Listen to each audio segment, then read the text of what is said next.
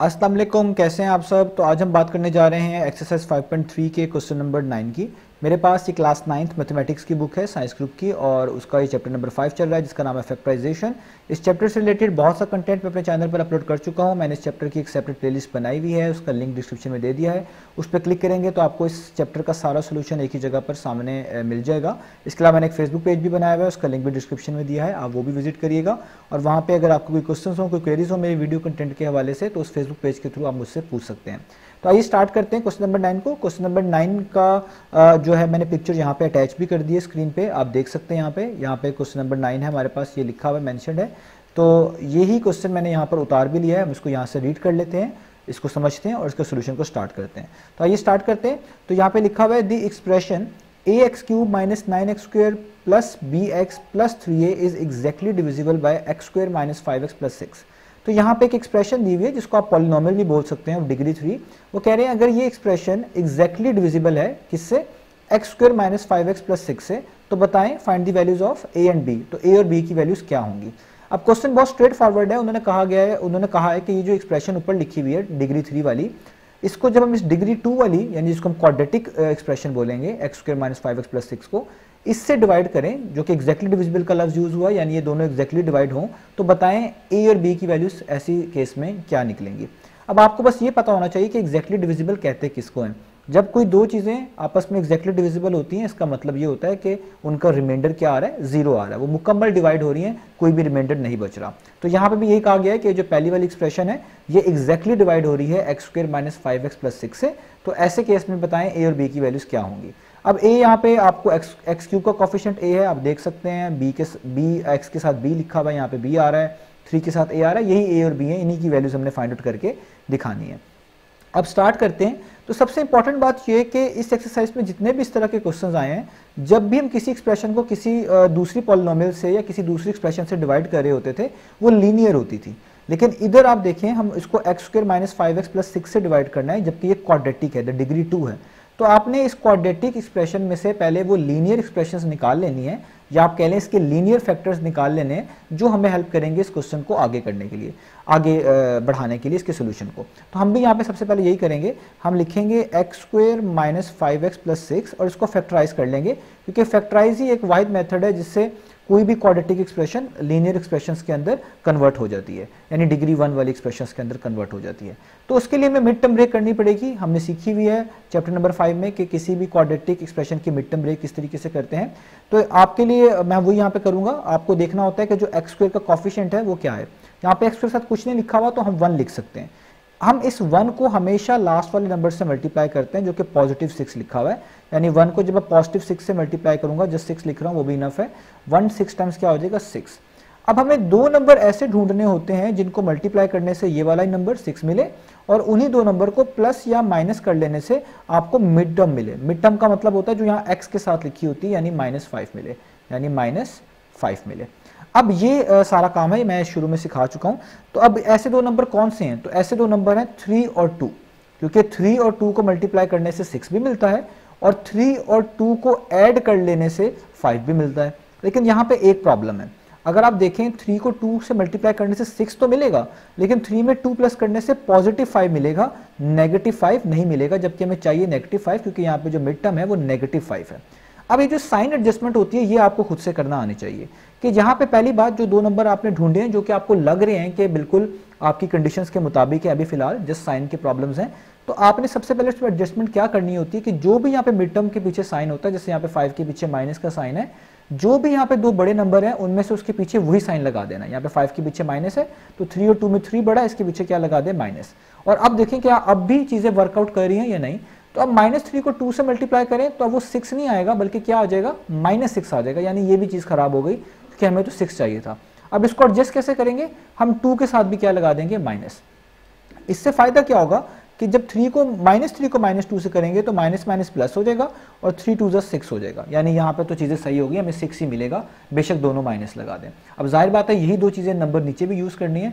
तो अगर आप देखें -3 में हम प्लस कर दें, हम क्या कर दें, प्लस कर दें, यहाँ पे हम यहाँ पे मैं लिख देता हूं प्लस, क्या चीज़, -2, क्योंकि 2 नंबर हमने ये ढूंढे।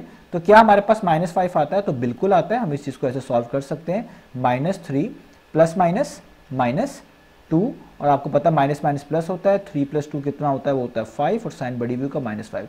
यानी जो दो नंबर्स हैं वो बेसिकली हैं -3 और -2। ठीक है, हमने इनको सॉल्व करके लिखना होता है, ये वाली चीज़ लिखेंगे।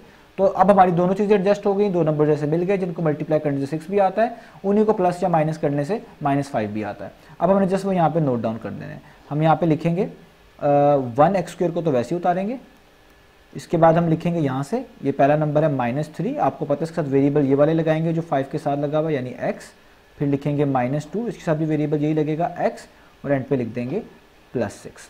अब आपको आगे इसको सॉल्व करना आता है, इन दो में से पेयर वाइज ग्रुपिंग कर लेंगे, उनमें कॉमन निकालेंगे, x² और x में से छोटी पावर x की कॉमन आएगी, यानी x की पावर 1 कॉमन आ जाएगी। यहाँ पे 1 लिखने की जरूरत नहीं है, x² में से एक x बाहर है तो यहाँ पे एक x बचेगा, -3 बचेगा, ये वाला x तो बाहर लिख चुके हैं तो उसको लिखने की जरूरत नहीं है, ब्रैकेट क्लोज कर देंगे। आगे माइनस का साइन डालेंगे, 2 और 6 में 2 कॉमन है, 2 एक ऐसा नंबर है जो दोनों को डिवाइड करता है, तो 2 लिखेंगे ब्रैकेट्स, 2 1 2 होता है, यहाँ पे 1 लिखने की जरूरत नहीं है, जस्ट x लिखेंगे, बाहर माइनस का साइन है, ब्रैकेट्स यूज करिए तो अंदर साइन चेंज करना पड़ेगा, माइनस प्लस माइनस हो जाएगा, 2 3 टाइम्स 6 होता है, यहाँ पे 3 आ जाएगा। और अब आपको पता है, ये चीज़ें आप सारों को पता होंगी कि जो चीज़ें सेम होती हैं यहाँ पे, इनको हम बाहर कॉमन के तौर पे लिख लेते हैं, यानी x - 3 बाहर आ जाएगा एक तरह के कॉमन के तौर पे, और जो चीज़ बचती है उसको ब्रैकेट्स में अलग से लिख लेते हैं, यहाँ पे बचा x और यहाँ पे बचा -2। तो ये हमारे वो दो लीनियर फैक्टर्स मिल गए जो कि हमें चाहिए थे। अब क्योंकि ओरिजिनल पॉलिनोमियल जो है वो डिवाइड कर रही थी, तो उसका मतलब है उसके ये वाले फैक्टर्स भी उसको डिवाइड करेंगे। अब काम बहुत आसान है। अब जो पॉलिनोमियल हमें गिवन थी जो कि डिवाइड हो रही थी x² - 5x + 6 से, हम उसको डिवाइड करेंगे उसके इस फैक्टर से, यानी बात वही रहेगी, हम x - 3 और x - 2 से डिवाइड कर लेंगे बजाय x² - 5x + 6 से डिवाइड करते हैं। तो अब सबसे पहले क्या करेंगे, जो एक्सप्रेशन दी हुई है इसका नाम रख देते हैं, ax³ - 9x² + bx + 3a का हम नाम रखने जा रहे हैं, हम इसको रखेंगे पॉलिनोमियल यानी p of x, polynomial in x। और ये हमारे पास क्या है, ये हमारे पास है ax³, ठीक है, और यहाँ पे है -9x² + bx + 3a -9x² + bx + 3a। अब क्योंकि ये एग्जैक्टली डिविजिबल थी x² - 5x + 6 से, तो ये इनसे भी एग्जैक्टली डिविजिबल होगी, x - 3 से भी और x - 2 से भी। हम सबसे पहले इसमें x - 3 की वैल्यूज पुट करेंगे रिमाइंडर जो है अपने फैक्टर थ्योरम के मुताबिक, और फिर x - 2 से वैल्यू निकाल कर पुट करेंगे, और जो इक्वेशंस आएंगी उनको सॉल्व करके इजीली a और b की वैल्यू निकाल लेंगे। तो सबसे पहले हम x - 3 को यूज़ करते हैं। आपको पता है फैक्टर थ्योरम के मुताबिक जो चीज़ किसी का फैक्टर होती है यानी किसी को डिवाइड कर रही होती है, हम उसको पहले 0 के इक्वल रखते थे और वहाँ से x की वैल्यू निकाल लेते थे। ये -3 वहाँ जगह क्या हो जाएगा +3, तो हमें x की वैल्यू मिली 3, और जो वैल्यू आती थी जो चीज़ तुम्हें डिवाइड करी होती थी उसमें से वैल्यू निकालते थे, तो ये वैल्यू आ गई x = 3। ये हम अपनी पॉलिनोमियल में पुट करते थे, तो यहाँ पे x की जगह पे हम पुट कर देंगे 3, यहाँ पे a वैसे ही आ जाएगा, इधर भी x की जगह पे 3 पुट कर देंगे, इधर भी 9, x की जगह पे क्या आ जाएगा 3, यहाँ पे b x की जगह पे आ जाएगा 3, और यहाँ पे 3a तो वैसे ही रहेगा क्योंकि इसके अंदर x नहीं आ रहा। तो जब भी किसी पॉलिनोमियल को किसी दूसरी पॉलिनोमियल पे या लीनियर एक्सप्रेशन पे डिवाइड करते थे, उन लीनियर एक्सप्रेशन को 0 के इक्वल रखते थे, उसमें से x की वैल्यू निकालते थे, और ओरिजिनल पॉलिनोमियल में जो कि डिवाइड हो रही होती थी या जिसको डिवाइड किया जा रहा होता था उसको हम उसमें वो वैल्यूज पुट कर देते थे। अब यहाँ पे आ जाएगा p of 3 is equal to 3 का क्यूब का मतलब है 3 × 3 यानी 27। 27 को ऐसे करेंगे, ये हो जाएगा 27a, 3 का स्क्वायर 9 होता है, 9 टाइम्स हो जाएगा 81, यहाँ पे b को 3 से मल्टीप्लाई करना पड़ेगा, ये हो जाएगा 3b, और यहाँ पे 3a तो वैसे का वैसे ही आ जाएगा। अब ये जो p ऑफ 3 है, आपको पता है जब भी किसी फैक्टर कोई चीज़ किसी को एग्जैक्टली डिवाइड करती है तो उसका रिमाइंडर 0 आता है, तो p ऑफ 3 बेसिकली हमें रिमाइंडर ही देता है, यानी ये सारी वैल्यूज है रिमाइंडर के इक्वल ही आती है। तो क्योंकि ये इसको एग्जैक्टली डिवाइड करता था, क्वेश्चन में लिखा था, तो इसका रिमाइंडर क्या होना चाहिए 0, तो आपने p ऑफ 3 के नीचे क्या लिख देना है 0, यानी उसका रिमाइंडर ये सारा का सारा 0 के इक्वल आना चाहिए क्योंकि इसको एग्जैक्टली डिवाइड करता है इस वाली पॉलिनोमियल को। अब यहाँ पे आप थोड़ा सॉल्व कर लें, 27a में 3a ऐड हो सकते हैं, तो 27 में 3 करेंगे ऐड तो ये पूरे 30a हो जाएंगे। यहाँ पे आपके पास 3b को आप स्टार्ट में लिख लें, और ये जो -81 है इसको भी यहाँ पर आप लिख लें। इस -81 को लेफ्ट साइड पे मूव कर देते हैं, ये 0 के साथ जाके +81 हो जाएगा, यानी माइनस वहाँ जाके प्लस हो जाएगा, और 0 + 81 क्या होता है 81, और आपके फाइनल इक्वेशन आएगी 30a + 3b।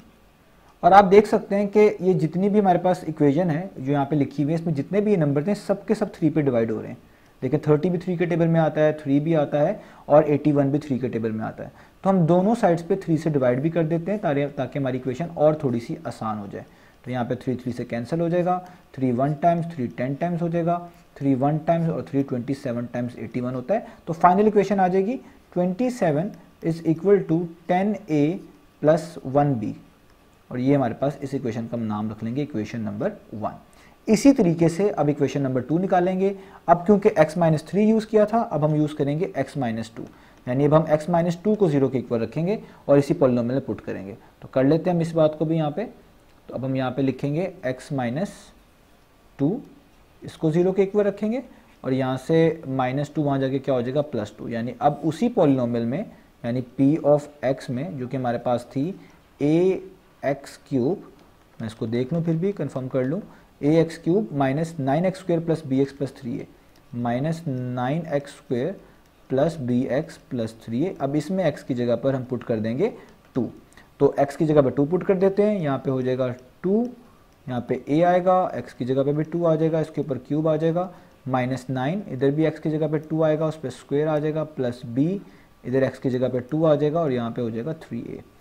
अब यहाँ पे भी क्योंकि ये भी फैक्टर था, ये भी जो चीज़ हम x माइनस 2 लिख रहे हैं यहाँ पे, ये इसको एग्जैक्ट इस पॉलिनोमियल को एग्जैक्टली डिवाइड कर रही थी, उसी के ये फर्दर फैक्टर्स निकाले थे, तो इसका भी रिमाइंडर 0 आना चाहिए। तो p ऑफ 2 के नीचे 0 लिख देंगे। 2 का क्यूब 8 होता है, 8 को a से मल्टीप्लाई करेंगे 8a हो जाएगा। 2 का स्क्वायर 4 होता है, 4 को 9 से मल्टीप्लाई करेंगे 36 हो जाएगा। 2 को b से मल्टीप्लाई करेंगे 2b हो जाएगा और 3a तो वैसे का वैसे ही आ जाएगा। अब 8a और 3a ऐड हो सकते हैं क्योंकि ये लाइक टर्म्स हैं, एक जैसी टर्म्स हैं। 8 में 3 ऐड करेंगे तो हमारे पास आ जाएगा 11a और 2b को आप वैसे ही लिख लें और यहाँ पे -36 को भी वैसे ही लिख लें और यहाँ पे क्या बचेगा 0। इस -36 को लेफ्ट साइड पे भेज देते हैं, वहाँ जाके 0 में प्लस हो जाएगा, यानी 0 प्लस 36 हो जाएगा, तो 0 प्लस 36 होता है और यहाँ पे बचेगा जस्ट 11a प्लस 2b और ये हमारे पास आ गई इक्वेशन नंबर 2। अब इक्वेशन नंबर 1 और इक्वेशन नंबर 2 को साइमल्टेनियसली सॉल्व करने से हमारा क्वेश्चन जो है a और b की वैल्यूज़ की तरफ बढ़ जाएगा, आसानी से वो हो जाएगा। अब आपको पता है साइमल्टेनियस इक्वेशन कैसे सॉल्व करते हैं, हम इसमें यहाँ पे कंपेयरिंग जो है कॉफिशिएंट्स वाला जो है वो वाला मेथड यूज़ करने जा रहे हैं, यानी पहले कॉफिशिएंट्स को सेम बनाएंगे, फिर उनको कंपेयर करके ऐड या स्प्रेड करने से a और b की वैल्यूज़ निकाल लेंगे, जिस तरह साइमल्टेनियस इक्वेशन के अंदर हम काम करते हैं। तो आप देखें यहाँ पे लिखा हुआ है 1b इक्वेशन नंबर 1 में और यहाँ पे लिखा हुआ है 2b। हमारे पास मर्जी होती है हम चाहे a के कॉफिशिएंट्स सेम बना लें या b के, तो हम यहाँ पे b के आसानी से बना सकते हैं सेम, क्योंकि b के साथ 1 लिखा हुआ है, इसको 2 बनाना बहुत आसान है। अगर इस सारी इक्वेशन को मैं 2 से मल्टीप्लाई कर दूं तो यहाँ b के साथ 2 आ जाएगा और यहाँ पे पहले से 2 है इक्वेशन नंबर 2 में, तो ये हमारे लिए आसान होगा। तो हम यहाँ पे लिखेंगे मल्टीप्लाइंग इक्वेशन 1 बाय 2। तो हम यहाँ पे देखें 27 को भी 2 से मल्टीप्लाई करना पड़ेगा, 10 को भी, हर टर्म को 2 से मल्टीप्लाई करना पड़ेगा। तो 27 को जब हम 2 से मल्टीप्लाई करेंगे तो ये हमारे पास आ जाएगा 54, 10 को 2 से करेंगे तो आ जाएगा 20a और 1b को 2 से करेंगे तो ये आ जाएगा 2b। अब इसी इक्वेशन के नीचे आप अपनी दूसरी वाली इक्वेशन लिख दें, ये वाली इक्वेशन नंबर 2, नंबर्स के नीचे नंबर्स आ जाएंगे, यानी 54 के नीचे 36 आ जाएगा, a के नीचे a आ जाएगा यानी 11a आ जाएगा और b के नीचे b वाली टर्म्स आ जाएंगी यानी +2b आ जाएगा।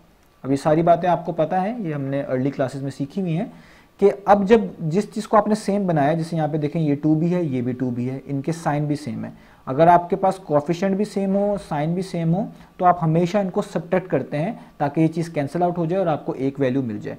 तो हम भी यहाँ पे ये करेंगे, दोनों के साइन प्लस हैं तो उनको सब्ट्रैक्ट करेंगे, सब्ट्रैक्ट करने के अंदर हम साइन चेंज करते होते हैं, यानी जो नीचे वाली इक्वेशन है +36, ये इसकी हर टर्म में साइन चेंज कर देंगे, ये प्लस है तो माइनस हो जाएगा, ये +11 है तो ये भी माइनस हो जाएगा, ये +2b है तो ये भी क्या हो जाएगा, ये हो जाएगा माइनस। अब इनको जस्ट सॉल्व करेंगे इनके नए वाले साइंस के मुताबिक, पुराने वाले साइंस भूल जाएंगे, यानी ऊपर वाली इक्वेशन के तो पुराने साइन जो लगे हैं वही यूज़ करेंगे, नीचे वाली इक्वेशन के नए साइन यूज़ करेंगे।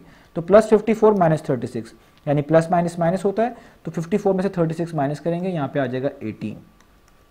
इधर +20 और -11, प्लस माइनस माइनस होता है, 20 में से 11 माइनस करेंगे तो आ जाएगा 9, ए साथ आपको वैसे लिखना पड़ेगा। यहाँ पे +2b और नीचे -2b, ये प्लस माइनस माइनस होता है, 2b में से 2b गए जाएंगे, कैंसिल हो जाएगा यानी 0 आ जाएगा। तो यहाँ पे a की वैल्यू हमारे पास अब आराम से निकल आएगी। ये 9 यहाँ पे a से मल्टीप्लाई हो रहा है, वहाँ जाकर क्या हो जाएगा डिवाइड, तो हमारे पास आंसर आ जाएगा 9 1 टाइम्स 9 2 टाइम्स। तो a का आंसर तो बहुत ईजिली निकल आया, वो कितना है, वो है 2। तो a का आंसर हमने निकाल लिया है, वो है 2। अब हमारे पास रह गया बी का आंसर। तो बी का आंसर बहुत आसानी से निकाल सकते हैं आप, ये वाली ए की वैल्यू किसी भी इक्वेशन में पुट कर दें, आपके पास जो भी इक्वेशन है। तो जैसे ये इक्वेशन नंबर 1 लिखी हुई है 27 is equal to 10a plus 1b, मैं इसमें पुट कर देता हूँ 27 is equal to 10a plus 1b। ठीक है, ये इक्वेशन नंबर 1 थी, तो हम यहाँ पे लिखेंगे put a is equal to 2 in equation number 1। किसी भी इक्वेशन में आप पुट कर सकते हैं। तो ये हो जाएगा 27 इज इक्वल टू 10, a की जगह पर a की वैल्यू जो अभी आपने निकाली है वो है 2, तो ये आ जाएगा 2 प्लस 1b वैसे का वैसे ही रहना पड़ेगा, 27 वैसे ही रहेगा, 10 2 टाइम्स होता है 20, यहाँ पे हमारे पास रह जाएगा 1b, और ये प्लस 20 वहाँ जाकर क्या हो जाएगा, ये हो जाएगा माइनस, ये प्लस 20 है, इक्वेशन के लेफ्ट साइड पे मूव करेंगे माइनस 20 बन जाएगा, और यहाँ पे जस्ट 1b बचेगा, या 1b की जगह पे सिर्फ b भी लिख सकते हैं। 27 में से 20 माइनस करें तो आपके पास आता है 7 इज इक्वल टू b। तो b का आंसर कितना आ गया 7। तो इससे पता चला कि a की वैल्यू कितनी थी, वो 2 थी, और b की वैल्यू कितनी थी, वो थी 7। यही हमने फाइंड आउट करके दिखानी थी।